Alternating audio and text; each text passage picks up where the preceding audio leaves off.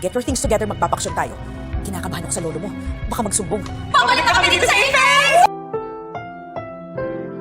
Ang susunod na programa ay rated PG.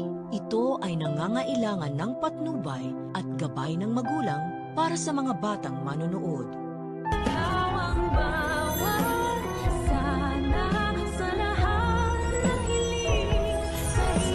Dok Annalyn, paano ba yun? Babalik na sila.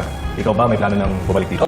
Akalain mo, tinatamaan rin pala ng takot itong si Moira dahil tatawagan niya na ang kanyang anak na si Zoe upang mag-impake na daw ito ng kanyang mga gamit dahil aalis daw sila at magbabakasyon. Balak na nga magtago nitong impakta matapos niyang marinig ang last will and testament ni Lolo Pepe. Kinakabahan umano daw siya kay Don Joselito once na magising ito at magsumbong ito sa kanyang mga nalalaman patungkol kay Zoe, na kaya nga niya ito tinanggal sa listahan ng kanyang mga pamamanahan dahil sa nalaman niyang hindi niya ito talaga tunay na apo nung ipa-DNA test niya ito. At hinihintay na nga lang ni attorney na magising ang matanda para mapirmahan niya na ang revised last will and testament ni Lolo Pepe. Sa kabilang banda, matapos nga lang ang isang araw ay gusto na agad bumalik ni Lynette sa kanilang bahay at handa na daw siyang harapin ang kanyang trauma. Kaya naman itong si Carlos ay masayang masaya dahil sa wakas ay makakaiwas na siya sa mga mapang-usig na mga mata nila Lola Susan at Josa. Sa kabilang banda, nang makita naman uli ni Giselle itong si Eric ay pakikiusapan niya ito na sana naman daw ay makasama niya ang kanyang anak na si Justin kahit isang araw lang. Pero kahit nga mangyak-ngyak na itong si Giselle ay hindi pa rin siya papayagan ni Eric. Sa kabilang banda, may good news naman para kila Nurse Evan at Karen